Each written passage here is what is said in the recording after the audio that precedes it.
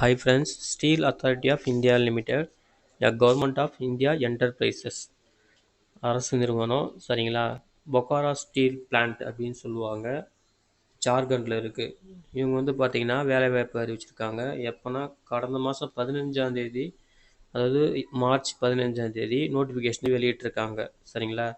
அதில் பற்றின விவரங்கள் தான் அதில் பார்க்க போகிறோம். இவங்க வேரியஸ் போஸ்டிங்க்கு, அதாவது மெடிக்கல் ஆஃபீஸர்லேருந்து லாஸ்ட்டாக ஒரு ஜூனியர் ட்ரைனி வரைக்கும், ஒரு ஆஃபீஸ் ஸ்டாஃப் வரைக்கும் வேகன்சி சொல்லியிருக்காங்க. அதை பற்றின டீட்டெயில் பார்க்கலாம். ஃபஸ்ட்டு பார்த்தீங்கன்னா போஸ்ட் இன் எக்ஸிக்யூட்டிவ் கேட் அப்படின்ற ஒரு போஸ்ட்டில் ஃபஸ்ட்டு ஸ்டீல் பிளான்ட்டுக்கு, பொக்காரோ ஸ்டீல் பிளான்ட்டுக்கு பார்த்தீங்கன்னா சீனியர் கன்சல்டன்ட், அதாவது நியூரோ சர்ஜரி, அதில் பார்த்தீங்கன்னா ஒரு வேகன்சி. அதுக்கப்புறம் சீனியர் மெடிக்கல் ஆஃபீஸர், அதுக்கு பார்த்தீங்கன்னா 3 வேகன்சி டிபார்ட்மெண்ட் வைஸ் சொல்லியிருக்காங்க. அப்புறம் அதுலேயும் கேஸ்ட் வைஸும் வேகன்சி சொல்லியிருக்காங்க சரிங்களா. அதையும் செக் பண்ணிக்கோங்க. அதுக்கப்புறம் மெடிக்கல் ஆஃபீஸர், அதுக்கு பார்த்தீங்கன்னா 9 வேகன்சி. மெடிக்கல் ஆஃபீஸர் ஓஹெச்எஸ் ஒரு vacancy. Assistant manager safety 10 vacancy சொல்லிட்டு அதுக்கும் கேஸ்ட் வைஸ் எப்படி வேகன்சி இருக்குன்றத டீட்டெயிலாக சொல்லியிருக்காங்க ஓகேங்களா. அப்புறம் for Jharkhand group of mines, அதுக்கு பார்த்தீங்கன்னா மெடிக்கல் ஆஃபீஸருக்கு அனஸ்தீசியா டிபார்ட்மெண்ட்டுக்கு ஒரு வேகன்சி, கைனகாலஜி டிபார்ட்மெண்ட்டுக்கு ஒரு வேகன்சின்னு சொல்லிட்டு அதுலேயும் சொல்லியிருக்காங்க. அப்புறம் மெடிக்கல் ஆஃபீஸர் பார்த்தீங்கன்னா ஒரு வேகன்சி சொல்லியிருக்காங்க. இது ஜார்க்கண்ட் குரூப் ஆஃப் மைன்ஸ் ஓகேங்களா. அப்புறம் போஸ்ட் இன் நான் எக்ஸிக்யூட்டிவ் கேடர் சரிங்களா, மெடிக்கல் இல்லாத ஃபீல்டு இதெல்லாம் பார்த்தீங்கன்னா இதில் பார்த்தீங்கன்னா பொக்காரோ ஸ்டீல் பிளான்ட்டுக்கு ஆப்ரேட்டர் கம் டெக்னீஷியன் பாய்லர் அந்த ஃபீல்டில் ஒர்க் பண்ணுறதுக்கு 8 வேகன்சி.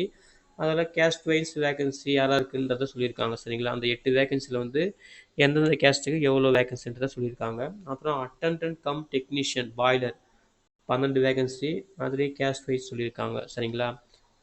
அதுக்கப்புறம் அதே சேம் கேட்டகரி நான் எக்ஸிக்யூட்டிவ் கேட்டரில்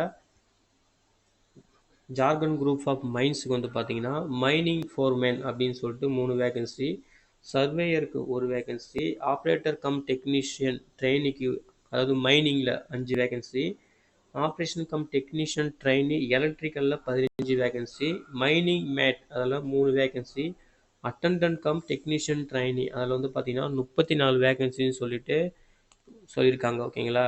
கிட்டத்தட்ட பார்த்தீங்கன்னா இதுலேயே ஒரு 60 வேகன்சி சொல்லியிருக்காங்க இந்த ஜார்க்கண்ட் குரூப் ஆஃப் மைன்ஸில் மட்டும்.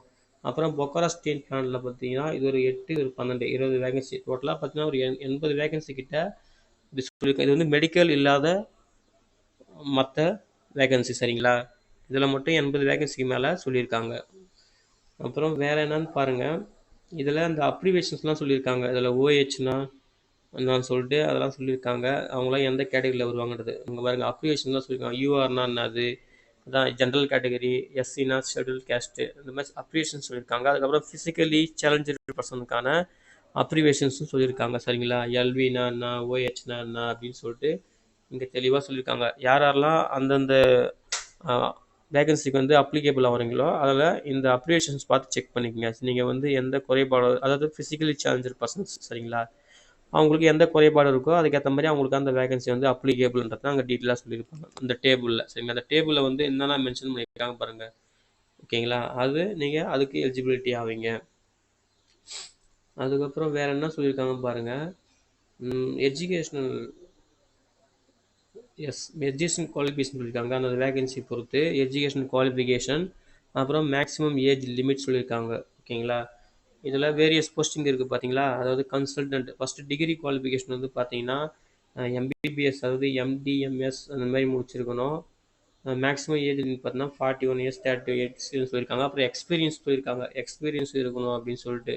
அதுபோல் ஒவ்வொரு ஃபீல்டுக்கான எஜுகேஷன் குவாலிஃபிகேஷன், அதாவது மெடிக்கல் ஃபீல்ட்லாம் மோஸ்ட்லி மினிமம் எம்பிபிஎஸ் முடிச்சிருக்கணும். சீனியர் மெடிக்கல் ஆஃபீஸருக்கு எம்டி முடிச்சிருக்கணும் அப்படின்னு சொல்லிட்டு சொல்லியிருக்காங்க. மேக்ஸிமம் ஏஜ் லிமிட் பார்த்தீங்கன்னா 34லேருந்து 41 வயசு அப்படின்னு சொல்லிட்டு சொல்லியிருக்காங்க. அவங்களுக்கு எக்ஸ்பீரியன்ஸ் சொல்லியிருக்காங்க சரிங்களா. அதுபோல் இந்த ஜார்க்கண்ட் குரூப் ஆஃப் மைன்ஸுக்கும் அதுக்கப்புறம் பொக்காரோ ஸ்டீல் பிளான்ட்டுக்கும் அதில் இந்த மெடிக்கல் ரிலேட்டடான ஃபீல்டுக்கு என்ன எஜுகேஷன் குவாலிஃபிகேஷனு, அந்த அசிஸ்டன்ட் மேனேஜருக்கு என்ன குவாலிஃபிகேஷனுன்றதை தெளிவாக சொல்லியிருக்காங்க சரிங்களா. இங்கே பாருங்கள், அசிஸ்டன்ட் மேனேஜருக்கு பார்த்தீங்கன்னா பிஇ பிடெக் படித்தா போதும். இங்க பாருங்க பிஇ, பிடெக் படிச்சிருக்கணும். ஏதாவது ஒரு டிகிரி படிச்சிருக்கணும். சரிங்களா? அப்படி இல்லைன்னா பிஜி டிகிரி இல்லைன்னா டிப்ளமோ இண்டஸ்ட்ரியல் சேஃப்டி படிச்சிருக்கணும். ஓகேங்களா? Minimum 65% of mark. எஸ்சி எஸ்டினா 55% ஆஃப் மார்க்கு. சரிங்களா? அப்புறம் ஒர்க் வந்து பார்த்தீங்கன்னா மினிமம் வந்து டூ ஒரு 2 வருஷத்துக்குள்ளேயாவது ஒரு ப்ராக்டிக்கல் எக்ஸ்பீரியன்ஸ் இருக்கணும், இண்டஸ்ட்ரியல் எக்ஸ்பீரியன்ஸ் இருக்கணும் அப்படின்றது தான் தெளிவாக சொல்லியிருக்காங்க அசிஸ்டன்ட் மேனேஜருக்கு. ஓகேங்களா? அதுக்கப்புறம் மற்ற வேகன்சி பார்த்தீங்கன்னா ஆப்ரேட்டர் கம் டெக், அதுக்கு வந்து பார்த்தீங்கன்னா பாய்லர் ஒர்க் பண்ணுறதுக்கு matriculation with 3 years diploma mechanical இல்லை diploma electrical chemical power plant production instrumentation engineering அப்படின்னு சொல்லிட்டு அந்த ஃபீல்டில் முடிச்சிருக்கணும். இல்லை first class boiler attendant certificate, அந்த சர்டிஃபிகேட் வச்சுருக்கணும். சரிங்களா? பாய்லர் அட்டண்டன்ட் சர்டிஃபிகேட்டு வச்சுருக்கணும் அப்படின்னு சொல்லியிருக்காங்க. அப்புறம் மினிமம் குவாலிஃபைங் மார்க் டிகிரியில் வந்து எவ்வளோ இருக்கணும்னு சொல்லியிருக்காங்க. எக்ஸ்பீரியன்ஸ் வந்து தேவையில்ல. சரிங்களா? சர்டிஃபிகேட் மட்டும் வச்சுருக்கணும். First class boiler attendant certificate வச்சுருக்கணும். அதாவது ஆப்ரேட்டர் கம் டெக்னீஷியன், அதுக்கு அட்டண்டன்ட் கம் டெக்னீஷியன் பாய்லருக்கு வந்து பார்த்தீங்கன்னா அதே போல் மெட்ரிகுலேஷன் 10th ப்ளஸ் ஐடிஐ முடிச்சிருக்கணும் ஃபுல் டைமு. அதே போல் செகண்ட் கிளாஸ் பாய்லர் அட்டன்ட்டு, அதுக்கு வந்து ஃபஸ்ட் கிளாஸு. சரிங்களா? அதுக்கு வந்து ஆப்ரேட்டர் கம்முக்கு வந்து ஃபஸ்ட் கிளாஸ் பாய்லரு, அட்டண்டன்ட் கம்முக்கு வந்து செகண்ட் கிளாஸ் பாய்லரு. இதுக்கும் எக்ஸ்பீரியன்ஸ்லாம் தேவையில்ல. சரிங்களா? அதே போல் ஜஸ்ட்டு முடிச்சிருந்தாலே போதும். மினிமம் குவாலிஃபை மார்க்ஸ் எதுவும் சொல்லலை. ஓகேங்களா? அட்டண்டன்ட் கம் டெக்னீஷியனுக்கு இதையும் நோட் பண்ணிக்கோங்க. அப்புறம் ஜார்க்கண்ட் குரூப் ஆஃப் மைன்ஸுக்கும் ஆப்ரேட்டர் கம் டெக்னீஷியனுக்கு என்ன குவாலிஃபிகேஷன் இருக்கணும் அப்படின்றத தெளிவாக சொல்லியிருக்காங்க. அதுவும் அதே தான், சேம் தான். டிப்ளமோ இன் எலக்ட்ரிக்கல் டிசிப்ளின் இல்லை டிப்ளமோ இன் மைனிங் டிசிப்ளின் சொல்லிட்டு இந்த எலக்ட்ரிக்கல் மைனிங் அந்த ஃபீல்டில் முடிச்சிருக்கணும். மினிமம் மார்க்ஸ் வந்து இவ்வளோ இருக்கணும் அப்படின்ட்டு சொல்லியிருக்காங்க. எக்ஸ்பீரியன்ஸ் வந்து தேவையில்லை அப்படின்றத தெளிவாக சொல்லியிருக்காங்க. சரிங்களா? ப்ரெஷர் இருந்தாலும் ஓகே தான். அப்புறம் மைனிங் ஃபார்மேனுக்கு வந்து பார்த்தீங்கன்னா அவங்களும் டிப்ளமோ மைனிங் முடிச்சிருக்கணும். அப்புறம் minimum qualifying mark 1 year experience இருக்கணும்னு சொல்லியிருக்காங்க. அப்புறம் சர்வேயருக்கு வந்து 10th இல்லை diploma in mining or diploma in mining mines அதெல்லாம் முடிச்சிருக்கணும். அவங்களுக்கும் 1 இயர் எக்ஸ்பீரியன்ஸ் இருக்கணும் அப்படின்னு சொல்லியிருக்காங்க. அப்புறம் மைனிங் மேட் அந்த வேகன்சி பார்த்தீங்கன்னா 10th முடிச்சிருக்கணும், வேலிட் மைனிங் மேட் சர்டிஃபிகேட் வச்சுருக்கணும்.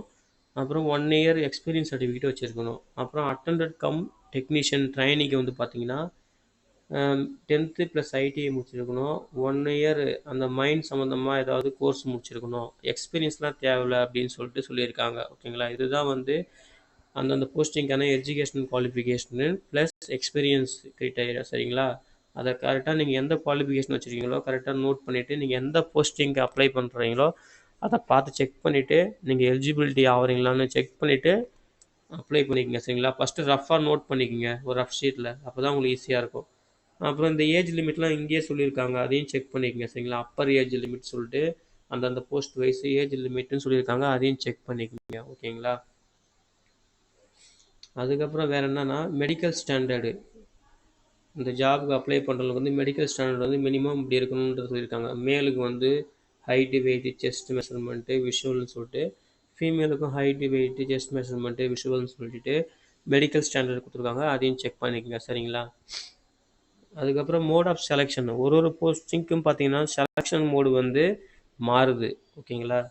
மோஸ்ட்லி வந்து பார்த்தீங்கன்னா இந்த மெடிக்கல் ஃபீல்டு இந்த சீனியர் கன்சல்டன்ட் இதுக்கெல்லாம் பார்த்தீங்கன்னா சிபிடி டெஸ்ட் கிடையாது, பர்ஃபார்மன்ஸ் பேஸில் வந்து இன்டர்வியூ மட்டும் தான் சொல்லியிருக்காங்க.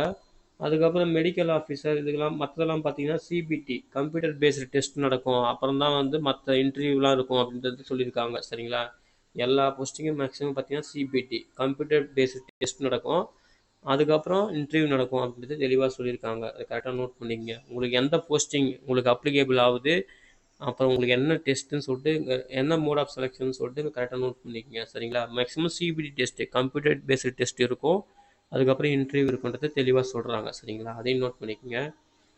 அதுக்கப்புறம் நீங்கள் ஒன்ஸ் செலக்ட் ஆகிட்டீங்க அப்படின்னீங்கன்னா உங்களுக்கு ட்ரைனிங் அண்டு ப்ராபபேஷன், அதாவது ஃபஸ்ட்டு ட்ரைனிங் கொடுப்பாங்க, அதுக்கப்புறம் தான் உங்களை பர்மனெண்ட்டாக வந்து அப்பாயின்மெண்ட் பண்ணுவாங்க அப்படின்னு சொல்கிறாங்க. சரிங்களா? இந்தந்த போஸ்டிங்க்கு என்ன மாதிரி ட்ரைனிங் இருக்கும் அப்படின்றத இங்கே தெளிவாக சொல்லியிருக்காங்க. ஓகேங்களா? ட்ரைனிங் அண்ட் ப்ராபபேஷன் சரிங்களா? அதையும் நோட் செக் பண்ணிக்கோங்க.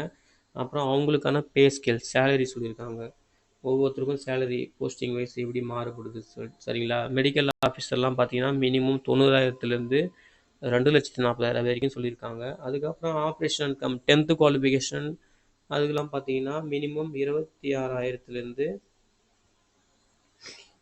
38,000 வரைக்கும் அப்படின்னு சொல்லியிருக்காங்க. ஓகேங்களா, அதையும் செக் பண்ணிக்கங்க. அதுக்கப்புறம் அந்த ட்ரைனி இருக்காங்க பார்த்தீங்களா, trainee operator come trainee, attender come trainee, அவங்களுக்கு வந்து பார்த்தீங்கன்னா ஃபஸ்ட் இயருக்கு 16,100 அப்படின்றது சொல்லிட்டு ஒரு மாதத்துக்கும், செகண்ட் இயர்லேருந்து 18,300 அப்படின்ட்டு ஒரு மாதத்துக்கும் சேலரி இருக்கும் அப்படின்றத சொல்கிறாங்க. அப்புறம் அட்டெண்டர் கம் டெக்னீஷியனுக்கு ஃபஸ்ட் இயருக்கு 12,900 செகண்ட் இயருக்கு 15,000 இருக்கும் ஒரு மாதத்துக்கு அப்படின்னு சொல்லிட்டு அவங்களுக்கான சேலரியை சொல்லியிருக்காங்க. அவங்க வந்து ட்ரைனில் வருவாங்கள்ல, அதனால தனியாக சொல்லியிருக்காங்க. ஓகேங்களா, மினிமம் 2 இயர்ஸ் சொல்லியிருக்காங்க.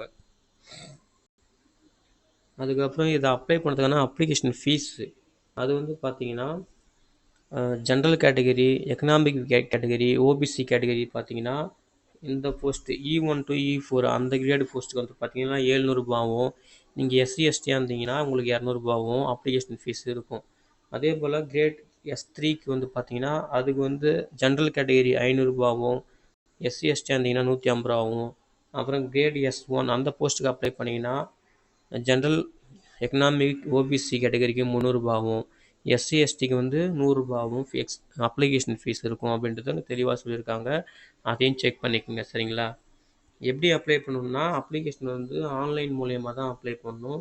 செயில் வெப்சைட்டு சரிங்களா, அதில் போனீங்களா நீ அப்ளை பண்ணலாம். நான் அதுக்கான லிங்க்கு இந்த நோட்டிஃபிகேஷன் லிங்க்கையும் இந்த வீடியோவில் டிஸ்கிரிப்ஷனில் தரேன், செக் பண்ணிக்கோங்க. ஓகேங்களா, அதுலேயும் அதே போல் தான் ஒன் டைம் ரிஜிஸ்ட்ரேஷன் பண்ணிவிட்டு நம்ம வந்து தேவையான டாக்குமெண்ட்ஸ்லாம் வச்சு அப்ளிகேஷனை அப்ளை பண்ணணும். ஓகேங்களா, அதுக்கப்புறம் வேறு என்ன சொல்லியிருக்காங்க பாருங்கள்.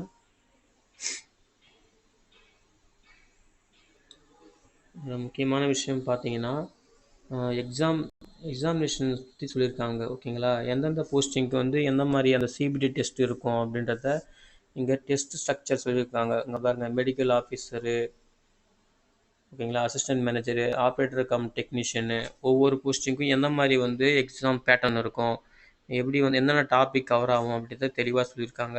அதையும் செக் பண்ணிக்கோங்க சரிங்களா. அப்புறம் சிலபஸ்ன்னு சொல்லியிருக்காங்க. இந்த டாப்பிக்கு சிலபஸும் இங்கே வந்து சொல்லியிருக்காங்க. ஓகேங்களா, அதையும் பார்த்துக்குங்க. சிலபஸ்னால் சிலபஸ் வருதுன்னு சொல்லிவிட்டு அதை வச்சு ப்ரிப்பேர் பண்ணிக்கோங்க. அப்புறம் முக்கியமான டேட்டு, ஓகேங்களா, இன்னும் அப்ளிகேஷன் அப்ளை பண்ணுறதுக்கு வெப்சைட்டில் லிங்க் வந்து கொடுக்கல. எப்போ கொடுப்பாங்கன்னா இந்த மாதம் 16ஆம் தேதி சரிங்களா, ஏப்ரல் 16, 2024. க்ளோசிங் டேட் வந்து பார்த்திங்கன்னா அடுத்த மாதம் 7 மே 2024. ஓகேங்களா, இன்னும் அப்ளிகேஷன் வந்து அப்ளை பண்ணுறதுக்கான லிங்க்கு கொடுக்கல. இந்த மாதம் 16ஆம் தேதி ஸ்டார்ட் ஆகுது. அடுத்த மாதம் 7ஆம் தேதி வரைக்கும் அப்ளிகேஷன் நம்ம ஆன்லைனில் சப்மிட் பண்ணிக்கலாம் அப்படின்றத தெளிவாக சொல்லியிருக்காங்க. இது ஃபுல்லாகவே செயில் வெப்சைட்டில் தான், அதாவது இவங்க ஓன் வெப்சைட் இருக்குது பார்த்தீங்களா, அந்த வெப்சைட்டில் தான் போயிட்டு அப்ளை பண்ணணும். ஓகேங்களா, ஓகே ஃப்ரெண்ட்ஸ். ஆனால் இந்த நோட்டிஃபிகேஷன் வந்து பார்த்தீங்கன்னா 15ஆம் தேதி மார்ச் 15 விட்டுட்டாங்க. ஆனால் அப்ளை பண்ணுறதுக்கான லிங்க்கு வந்து இந்த மாதம் 16ஆம் தேதி தான் கொடுப்பாங்க, எனேபிள் பண்ணுவாங்க.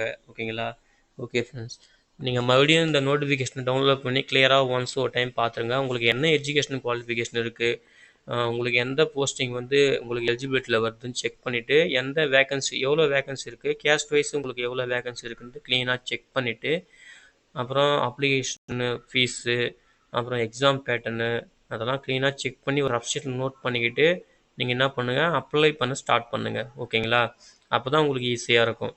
ஓகேங்களா ஃப்ரெண்ட்ஸ், சரிங்க ஃப்ரெண்ட்ஸ், இந்த தகவல் உங்களுக்கு பயனுள்ளதாக இருக்கும் நம்புகிறேன். உங்கள் ஃப்ரெண்ட்ஸுக்கும் ஷேர் பண்ணுங்கள், அவங்களுக்கும் யூஸ்ஃபுல்லாக இருக்கும். ஓகேங்களா, தேங்க்யூ.